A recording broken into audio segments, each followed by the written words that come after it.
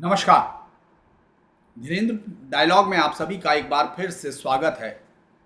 कहते हैं कि भारतीय कानून में इस तरह से जाल बना है कि उसमें मछलियां तो सब फंस जाएं, मगरमच्छ एक भी फंसता नहीं है। लेकिन कई बार ऐसा होता है कि जाल में मगरमच्छ भी फंस जाता है।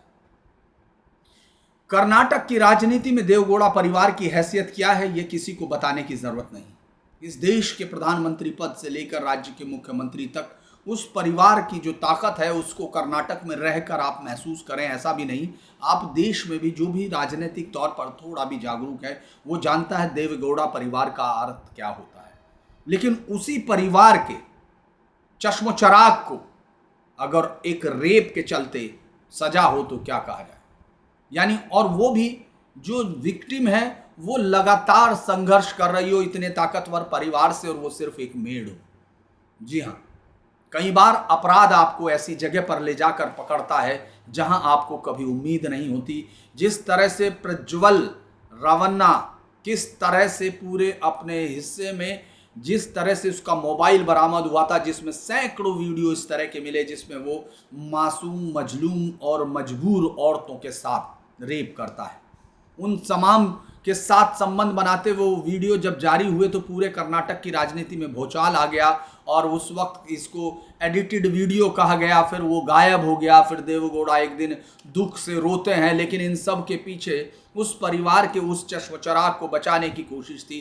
कैसे ताकतवर परिवारों के लोग कानून को खिलौना समझते हैं, लेकिन कई बार क्या होता है कि कानून पलट जाता है। 48 साल की जो मेड है उससे रेप के चलते अब प्रज्वल शायद सारी उम्र भी जेल में रह सकता। अभी वो खैर सजा होगी है, लेकिन ये तय हो चुका कि दोषी है। 15 महीने की जांच हुई, 113 गवाह पेश हुए। रेप का वीडियो सबूत के तौर पे एक साड़ी, मेड, पुलिस, डॉक्टर और पार्टी वर्कर्स से रेप के आरोपी प्रज्वल रेवन्ना को पहले केस में दोषी करार दे दिया गया।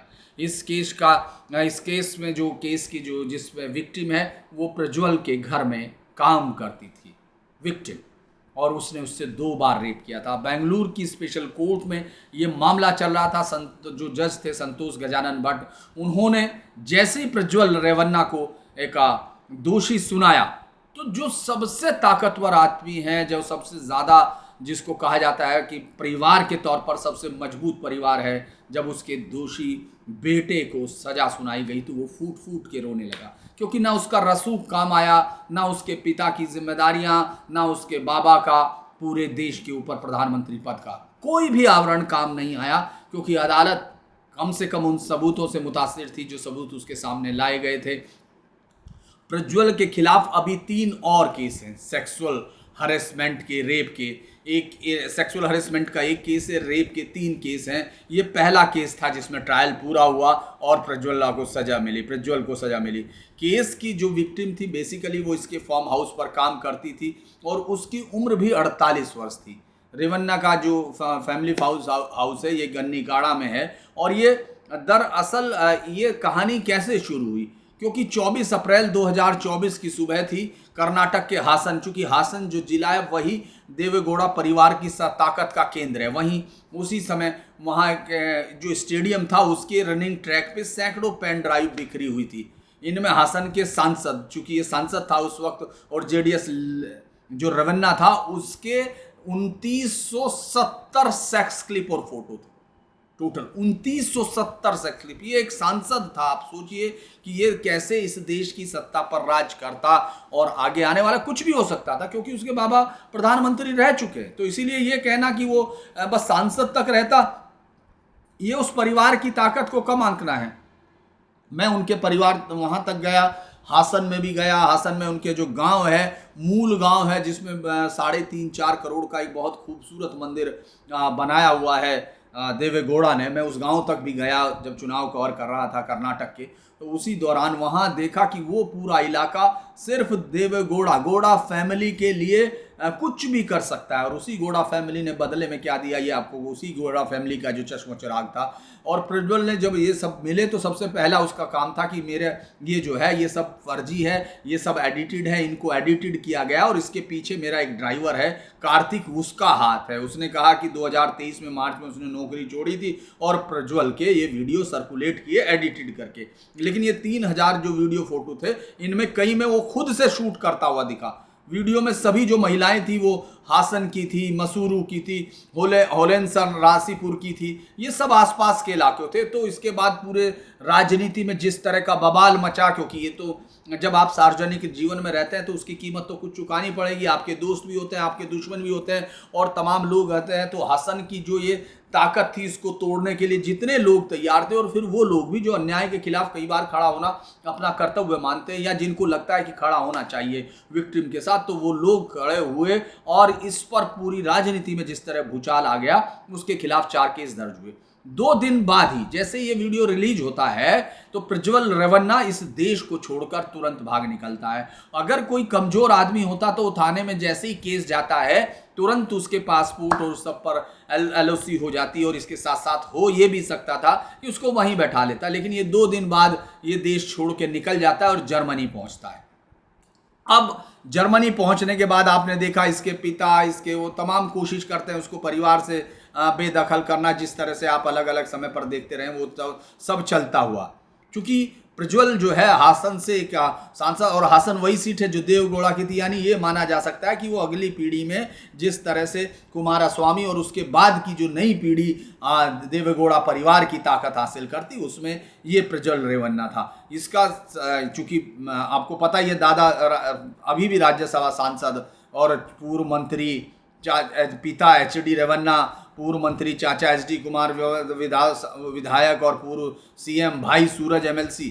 यहाँ बाबा साहब के साथ साथ देवगौड़ा परिवार का भी संविधान चलता है, हासन में ये कहा जाता था। और इसके बाद जब केस रजिस्टर्ड हुए उसके बाद वीडियो बनाए, चार्जशीट जो फाइल उसमें बताया कि 2021 से लेकर जो प्रज्वल ने 2021 में इसके साथ 2 बार रेप किया, एक बार हासन वाले घर में और कुछ दिनों बाद बेंगलुरु के बसवंडुगुड़ी वाले मकान में प्रज्वल ने वीडियो रिकॉर्ड किया था और ये वीडियो SIT को मिल गया था। वीडियो में प्रज्वल जो विरोध करते रोते जो दिख रही है विक्टिम, उसके साथ वो दिख रहे हैं वीडियो में। हालांकि उनका चेहरा साफ नहीं था, लेकिन जांच में पुष्टि हुई कि प्रज्वल है। इसके अलावा जहां विक्टिम काम कर रही थी वहीं अलमारी में अपनी साड़ी रखती थी और उन्हीं में से एक साड़ी में प्रज्वल का DNA मिला।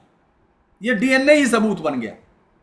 ये DNA उसके पास उसके तमाम वकील, पूरी फौज, पूरी ताकत, वो सब फरार होगी। और जिसने विक्टिम ने केस लड़ा था, जो विक्टिम लड़ी रही, जो इतने 4 साल तक तमाम दबाव उस पर आए, आप ये खुद सोच सकते हैं एक मेड अगर सबसे ताकतवर आदमी के खिलाफ केस कर रही होगी तो उस केस में उस पर क्या क्या दबाव आ रहेंगे। वो सब दबाव उसके पास आए, लेकिन वो डटी रही। उसके साथ उसके सीनियर एडवोकेट अशोक नायक थे, BN जगदीशा। कोर्ट के फैसले के बाद जब बाहर आए तो उन्होंने कहा मुझसे ज़्यादा विक्टिम की जीत है। आखिरकार उसे इंसाफ मिला कि केस में सबसे ज़्यादा मजबूत कौन था। इसके बाद अगर पूछा गया वकील से, उसने कहा कि सबसे ज़्यादा मजबूत तो खुद विक्टिम थी। चार्जशीट में 100 से ज़्यादा गवाहों में से 26 गवाहों का एग्जामिनेशन किया, 180 डॉक्यूमेंट दिए गए और विक्टिम का गवाह वो जो बयान था वो सबसे मजबूत था। इस केस में सारे डिजिटल एविडेंस थे जिनकी वजह से वो फंस गया। अगर ये नई टेक्नोलॉजी नहीं होती तो ये केस भी गलत साबित हो जाता। इस केस में भी वो बच के निकल जाता, यानी मगरमच्छ फिर किसी उससे जाल से निकल जाता जिसमें मछलियाँ फंसती रही। तो बेसिकली जब वो ये हुआ, जब फोरेंसिक्स लैब्स में तय हुआ कि ये वीडियो मॉर्फ नहीं हुआ, ये वीडियो किसी भी तरह असली है और इसमें कोई चीज़ नहीं है, और जो घर है उसकी पहचान हुई, वीडियो में दिखे बॉडी के पार्ट्स और उनको डॉक्टर की मौजूदगी में फोटोग्राफ से किया गया, इससे साबित हुआ कि यही है। DNA रिपोर्ट, FSL, विक्टिम की घटना के वक्त पहने गए कपड़े, ये सब सबूत के तौर पर थे। 4 साल में ये सबूत, 3-4 साल में जांच अधिकारी ने, कोर्ट ने सिर्फ 38 सुनवाई की। कोर्ट ने सिर्फ 38 सुनवाई में ये फैसला दे दिया। रेप के बाद चूंकि विक्टिम चली गई थी, क्योंकि उसके ऊपर धमकी देने के आरोप, और चूंकि जब वो उसने विरोध किया तो उस पर ब्लैकमेलिंग के आरोप लगाए विक्टिम के साथ। 2021 चूंकि उस समय लॉकडाउन चल रहा था जब ये पहले बार, और उस समय यहीं ये काम करती थी। और पहले जो अपनी उसने चार्जशीट में बताया था जो पूछताछ में, कि मुझसे पहले पानी मंगवाया, मैं पानी लेके कमरे में गई, उसके बाद दरवाज़ा बंद कर लिया, ज़बरदस्ती की और मोबाइल फ़ोन से मेरा वीडियो बना लिया। धमकी दी कि अगर तुमने किसी को बताया तो तुम्हारे परिवार वालों को भेज दूंगा। कुछ दिनों बाद विक्टिम रेवन्ना के परिवार जो बेंगलुरु में थी, क्योंकि उसने सोचा एक दुख स्वप्न है, किसी तरह मजबूरी होती है वो है, तो ये बस वसबन गुड्डी एरिया में थे, वहाँ फिर सफाई के लिए ले जाया गया, फिर उससे रेप किया। तब आके उसने 2022 में काम छोड़ दिया। एक दिन जब उसका वीडियो टीवी पर चलने लगा, उसके परिवार ने देखा, तब जाकर उन्होंने एफआईआर दर्ज करने लगी और इस तरह के जब मामले सामने आने लगे तो उसी दिन निकलकर वो भाग लिया। और जब वहां से 2 दिन बाद भागा तो 31 मई को भारत वो लौटा, तब जबकि उसके खिलाफ बहुत सारे सबूत स्ट्रांग वो हो गया। तो उसके बाद इसके बाद ये सब प्रज्वल रेवन्ना के 31 मई को वापस लौटने के बाद उसको अरेस्ट किया गया, एयरपोर्ट पर ही अरेस्ट कर लिया गया 2024 में। और चूंकि ये 28 अप्रैल को इसकी एफआईआर दर्ज हुई थी 2024 को, उसके बाद जो उसने साड़ी पहनी थी उस वक्त, उसको उसने सेफ रखा। सबसे बड़ी बात यह है कि उसने उस सबूत को मिटाया नहीं, वही साड़ी सिर्फ एकमात्र उसके गले का फंदा बन के आ गई, चूंकि उसके स्पर्म के जो वो मिले वही उसके स्पर्म से मिले, जिसको कोई नकार नहीं सकता, जिसको कोई भी अदालत नहीं कर सकती। तो जब ये सजा हो गई तो सवाल है कि कितनी सजा, तो 10 साल से ज़्यादा। और ये तो चूंकि ये केस जो है 376(2) के तहत है, इसमें कम से कम 10 साल सजा उसको होनी है और ये सजा उम्र कैद तक बढ़ाई जा सकती है। और इसके अलावा जितनी सजाएं लगी हैं, सरकारी पद पर रहे व्यक्ति का द्वारा रेप 10 साल तक की उम्र कैद है, एक ही महिला से बार बार रेप उसमें 10 साल की कैद है, निर्वस्त्र करा देने का हमला उसमें 3 से 7 साल है। लेकिन ये सारी सजाएं चूंकि साथ साथ चलेंगी, इसलिए 10 साल मिनिमम तो उसको जेल में रहना होगा। ये अलग बात है कि बहुत सारी अदालतों का वो बहुत सारी जेलों में वो कितने जेल में रहते हैं, ये अलग बात है, लेकिन कानून कहीं ना कहीं तो काम करता है। अभी उसके खिलाफ जो 3 केस हैं, एक मामले में विक्टिम और उसके पति का बयान दर्ज हो चुका। 2 महिलाओं ने प्रज्वल के खिलाफ रेप का दर्ज कराया, इनमें पार्टी वर्कर है, दूसरी एक प्रज्वल के यहाँ काम करने वाले शख्स की पत्नी है। तो ये जो इसमें तो बाकायदा पहली विक्टिम का अगर हम लोग बयान देखें, जिसने कहा था 44 साल की विक्टिम ने, ये जो होलेसर रानीपुर में जब ये प्रज्वल की पार्टी से जुड़ी हुई थी, चूंकि पार्टी वर्कर है तो उनको लगता है कि उनके 1 जनवरी 2021 को प्रज्वल के सरकारी बंगले पे गई। उसके मुताबिक ग्राउंड फ्लोर के बने हॉल में कई आदमी थे। प्रज्वल के स्टाफ ने उनको कहा कि फर्स्ट फ्लोर पे चले जाइए। कुछ देर बाद प्रज्वल कमरे में आया, मेरा रेप किया और मेरे पति को गोली से मारने की धमकी दी। उसके बाद भी कई बार रेप किया। ये एक विक्टिम जिसका केस का आना है। दूसरी विक्टिम में माँ के साथ रेप किया। उसने जो सोर्स में दूसरी विक्टिम ने कहा कि प्रज्वल रेवन्ना ने 4-5 साल पहले बेंगलुरु वाले घर में मेरी माँ से रेप किया। इसके बाद प्रज्वल रेवन्ना मुझे वीडियो कॉल करने लगे, वे मेरी माँ को धमकी देकर कपड़े उतारने पर मजबूर करता था। पापा प्रज्वल के घर में काम करते थे। प्रज्वल माँ को धमकी देता था कि अगर मेरी माँ मेरी नहीं मानी तो पापा को नौकरी से निकाल देगा, मेरे साथ भी रेप करेगा। हमने प्रज्वल के खिलाफ पुलिस में शिकायत की तो उसने पापा को नौकरी से निकाल दिया। इस विक्टिम ने प्रज्वल के पिता HD रेवन्ना पर भी सेक्सुअल हरेसमेंट का आरोप लगाया। इस पर उन्होंने जब पूछताछ हुई जो रेवन्ना से, तो उसने कहा कि मेरे घर में कई नौकर काम करते हैं, मैं आरोप लगाने वाली महिला को नहीं जानता। तो ये अभी तो बहुत लंबा है। अब इसके साथ साथ ये तो उनकी पॉलिटी का वो होगा। लोग ये कहते हैं कि भाई अब क्या होगा, तो उन्होंने कहा कि भाई JDS और देवगौड़ा की फॉर्मूले पर क्या होगा, तो उन्होंने कहा JDS पहले ही हाशिए पे जा चुकी, इसीलिए जिन लोगों को दूरियां बनानी थी वो बना चुके। लेकिन वोट बैंक अभी भी साथ में, चूंकि वो तो जातिगत वोट बैंक है। यहाँ प्रज्वल को जब ये वीडियो आ गए थे उसके बाद भी प्रज्वल को 6 लाख से ज़्यादा वोट मिले। अगर उन लोगों को नाराजगी होती तो वो इस तरह नहीं हारते। कांग्रेस को 6,72,000 वोट मिले थे और प्रज्वल रेवन्ना को 6,30,000 वोट मिले थे। इस फैसले का असर बस राजनीतिक विरासत पर पड़ेगा कुमारस्वामी को, वो HD कुमारस्वामी को। अब वो अपने बेटे निखिल कुमारस्वामी को आगे लेके जाएंगे, चूंकि निखिल 3 बार चुनाव हार चुका था। इसीलिए अब चूंकि प्रज्वल सबसे बड़ा था और उसकी ताकत ज़्यादा थी, क्योंकि उनको अपनी सीट दी थी देवेगौड़ा ने, इसीलिए अब परिवार का मुझे लगता है कि जो लड़ाई है वो हम देखेंगे। लेकिन एक तरह से ये केस ऐसा है जिसको हम लोगों को कानून की वो करनी चाहिए और देखते हैं कि ऊपर की अदालतों में क्या होता है। लेकिन कई बार मैं जो कहता हूँ कि ये जो है आपको छोड़ता नहीं। इसमें इस परिवार के ऊपर कई सारी मतलब एक और कहानी है जिसमें प्रज्वल के भाई सूरज रेवन्ना को हासन पुलिस ने 23 जून 2024 को गिरफ्तार किया था।